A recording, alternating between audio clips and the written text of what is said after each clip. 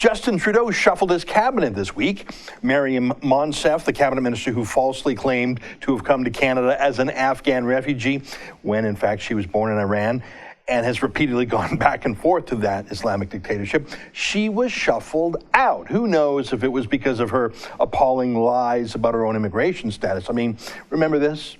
So you were born in Afghanistan, correct? I believe I was. Yeah, maybe it was that, or maybe it was her appalling conduct of the electoral reform file. Remember this? The first day that we brought forward the conversation on electoral reform, the hashtag electoral reform on Twitter alone garnered nearly 12 million impressions in one day. This is the 21st century way, and we will ensure that all voices who don't traditionally engage are included in this conversation. She's so awful. Who knows why she was fired? But now she's in charge of the status of women.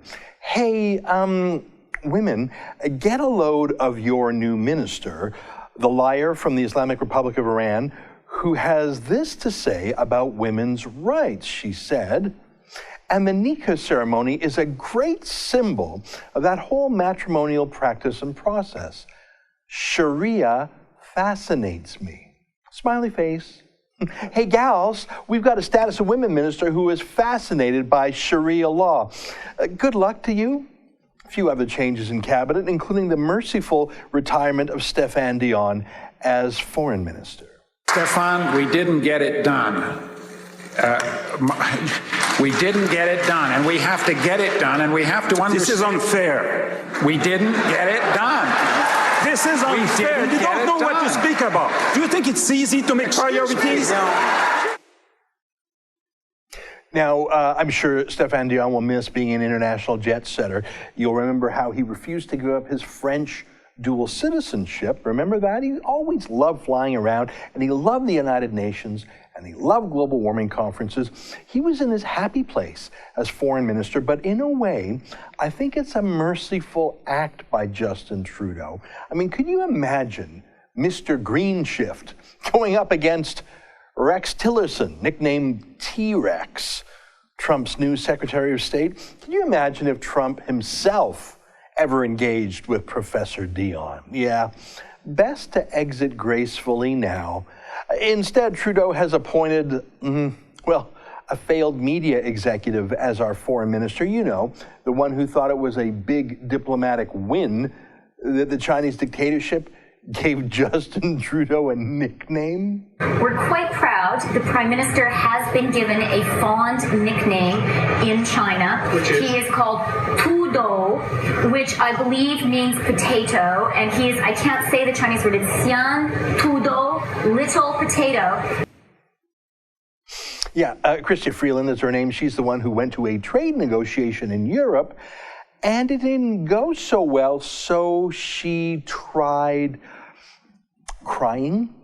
Nous avons travaillé très fort avec la Commission européenne et avec beaucoup de pays, des membres États de l'Union européenne. Le Canada a travaillé vraiment, et moi personnellement, j'ai travaillé très fort. Mais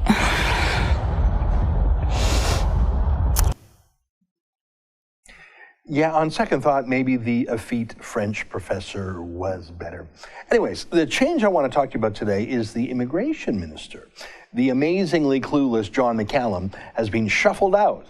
The one who rushed in tens of thousands of Muslim migrants last year without any meaningful vetting. I'm not sure why he was shanghaied. Actually, he's being sent to Beijing as our new ambassador. Not sure why Trudeau was trying to get him out of the country. But in his place, they put in this guy, Ahmed Hassen, who is himself a Somali refugee. I believe him that he's a Somali refugee, by the way. He doesn't seem to be a serial liar like Maryam Monsef. So you were born in Afghanistan, correct? I believe I was. Yeah, so it's good to know that we've got a Muslim refugee in charge of gatekeeping other Muslim refugees, and we have a Sharia-loving Muslim refugee in charge of women's rights. But here's the thing, and I know you might find this surprising because I sure did. Ahmed Hassen, at least 5 years ago, He was a firm believer in instilling Canadian values into new immigrants, especially Muslims. He was a man on a mission to develop what he calls a counter-narrative to the Muslim extremist worldview that says Western civilization, like Canada and the US, is corrupt and dirty, is haram, to use the Muslim word. Ahmed Hassen, at least back in 2011, was a bit of a Canada booster, in fact. He said it was a better place even than Muslim countries, even for Muslims. He said Canada and the US were better because of our Western values, like freedom of speech and rule of law and protection for minorities. He's not a Muslim supremacist. He's not a terrorist apologist. There are other terrorist apologies in Trudeau's government. Omar Al-Jabra, Trudeau's parliamentary secretary in charge of our consulates around the world, he's Muslim too, by the way. Al-Jabra was the president of the Canadian Arab Federation, an extremist group that literally advocated for the legalization of terrorist groups like Hamas and Hezbollah. It was viciously anti-Israel. It even condemned Canadians like a police chief who dared to even visit Israel. That's Trudeau's cabinet for you. But here's the thing about Ahmed Hassen. He's not pro-terrorist like Al-Jabra's Canadian Arab Federation. And I haven't even seen him lobby for terrorists' rights like Justin Trudeau himself did in the last election campaign. The Liberal Party believes that terrorists should get to keep their Canadian citizenship. Because I do. And I'm willing to take on anyone who disagrees with that. That's Trudeau. It's pretty gross. But Ahmed Hassen has been an activist in the Somali community against terrorism. Yeah, I know. I wonder if Justin Trudeau even knew that about him before he promoted him. And get this, back in 2011, Ahmed Hassen was invited to testify before the United States Congressional Homeland Security Committee to give advice on how to counter the radicalization of Somali youth, especially in Minnesota. They have a big problem with that in the US. Huge Somali population in Minnesota with enormous crime, but not just generic crime and drug crime, with terrorism too. It's getting worse, by the way. You'll recall that the terrorist who stabbed 11 people at Ohio State University a month or so ago, he was a Somali refugee too. And here's some of the non-terrorist Somali immigrants to the States. Do you feel more comfortable living under American law, or do you feel more comfortable living under Sharia law? Sharia law. I'm a Muslim. I prefer Sharia law. Sharia law, yes. You prefer Sharia law over American law? Of course, yeah. Of course, yeah. And do you find most of your friends feel the same way? Yeah, of course. If you're Muslim, yeah. That's Minnesota. So Hassen was invited to testify before the U.S. Congress on what to do about it, which is interesting in itself, don't you think? Here, I'd like to show you some clips from that testimony. Take a look. I'm a Canadian Muslim who's proud of his faith and heritage, and I truly believe that the Canadian and American values of liberty, democracy, rule of law, human rights, and respect for minorities do complement and work neatly with the tenets of my faith. In his testimony, he used words like liberty and rule of law, respect for minorities, and I think he means not just for Muslims. When was the last time you heard Justin Trudeau say those sorts of things? Here's more. It is a fact lost on many Muslims, including Canadian Somalis, that it is countries like the United States and Canada that guarantee human rights and religious freedoms, that we can actually practice our faith best in these sorts of environment. The civil rights of our community members must be protected, but obviously it's also equally important to disseminate these integration-friendly messages in order to contribute to a process where our communities emphasize the defense and attachment to the countries of Canada and the United States. Did you get that? Sure, he says Somalis have rights in the States and Canada, of course. But he says it's equally important, his words, equally important to emphasize that the Somalis themselves have to defend Canada and become attached to Canada and to integrate into Canada, not to form enclaves and separate themselves like in Minnesota. I don't think he's one of those Sharia-loving Somalis that we saw in that clip from Minneapolis. And listen to this. Listen to him talk about how Somalis are recruited to terrorism in North America. Due to this poverty, dislocation, and a history of coming out of a brutal civil war, we have a lot of young males in our community who drop out of school and become vulnerable. They become easily vulnerable to people who feed them anti-Western ideologies. They also become vulnerable to a narrative that basically makes them hate the very countries that have sustained them, the very countries that welcomed their parents and provided refuge to their parents. So he's talking about explicitly rejecting and then countering the anti-Western narrative that Muslim extremists use. And look at his language. The extremists are radicals within the Canadian community. So here's a Muslim man who says there is a radical threat in Canada already amongst his own community. And that threat needs to be fought. And that the radical narrative, that is the storyline, the philosophy, the words, is that the West is bad and Muslims should look down on the West. And he wants to counter that narrative. Listen to this. It's very disturbing to us as Canadian citizens to see the children of those who fled the civil war in Somalia to return to a country that they barely know and contribute further to its misery. Isn't that the truth? And I like that he thinks of himself as a citizen first. How different from what Faith and David observed the other day at the Peel School Board here in Ontario, when Muslim parents refused to even stand up for the singing of O Canada. Can you believe how gross that is? Hassen told the U.S. Congress that it's not enough to fight against Muslim extremism through law enforcement. Not enough just to capture terrorists. It has to be through Canadian values and American values, and to attack the victimhood mentality that is so prevalent, the entitlement mentality that the politically correct left loves too.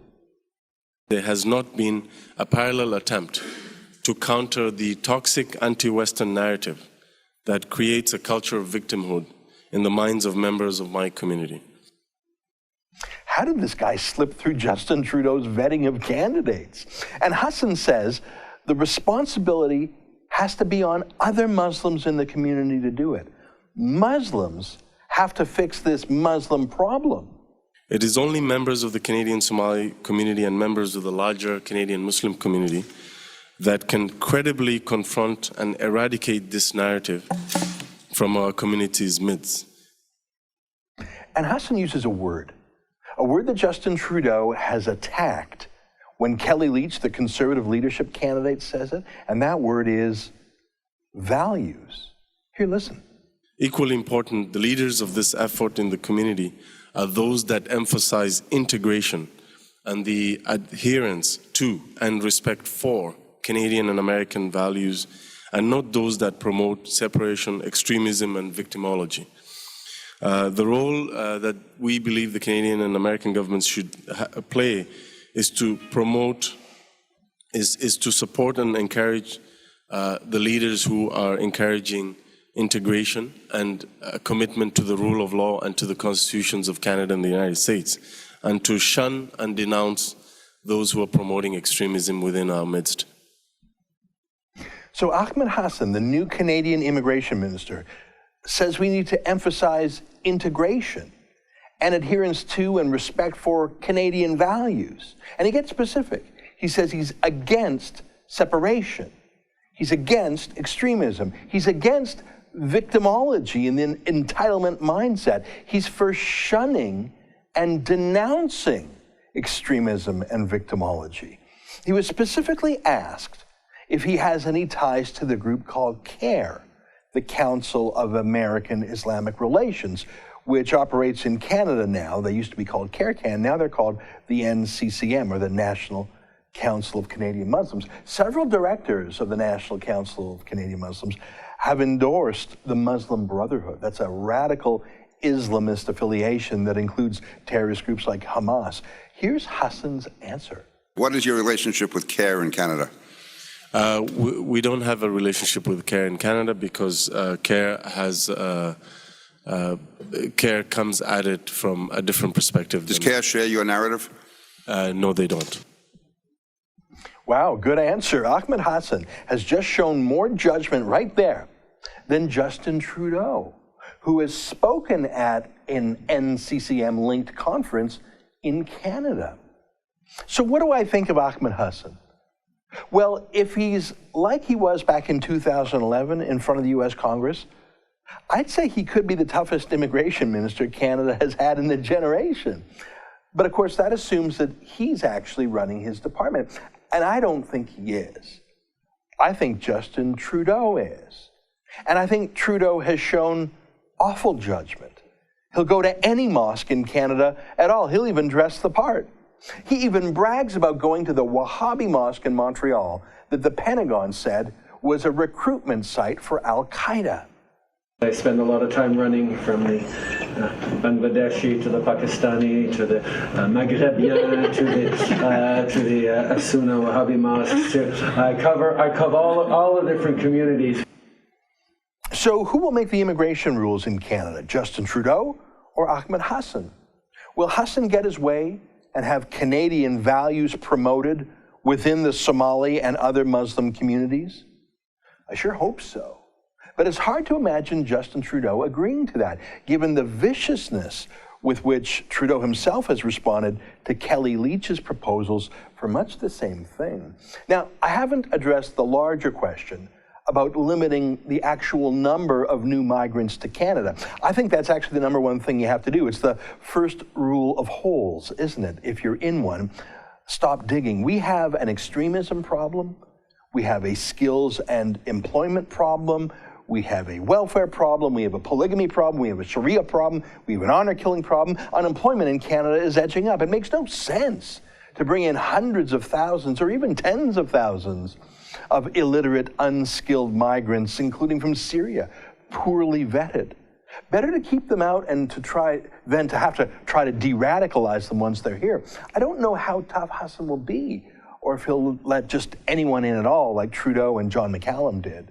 Who knows? Maybe he values his Canadian citizenship enough to make it something that has to be earned, not something that's handed out freely by Trudeau. But let me say this, and it's a rare thing for me as a critic of the Liberals. If the Ahmed Hassen of 2017 is allowed to be the same Ahmed Hassen who spoke to the US Congress in 2011, Canada's Muslim communities will be made a lot safer, a lot happier, and a lot more Canadian. I don't know a lot about this guy, but what I saw in his testimony that day is very encouraging. Trouble is, I know how Trudeau and the Liberals work. Every decision is made from the center, from the Prime Minister's office. And I don't think that Trudeau himself would agree with Hassen on Canadian values, or the need to integrate Muslims into the broader community, the need to promote values like the rule of law, liberty, integration. And even if Trudeau were to agree with it, I don't think Trudeau's Muslim lieutenant, Omar Al-Jabr, would agree to it. There's just too many Muslim radicals it would upset, and they all vote. There's just too many Saudi-funded mosques in Canada that wouldn't like it. And of course, the Muslim Brotherhood sympathizers at the NCCM. I'm a pessimist. But what do you think? Thanks for watching. Click here to never miss a Rebel update. Want even more of the Rebel? Well, click here to become a premium member.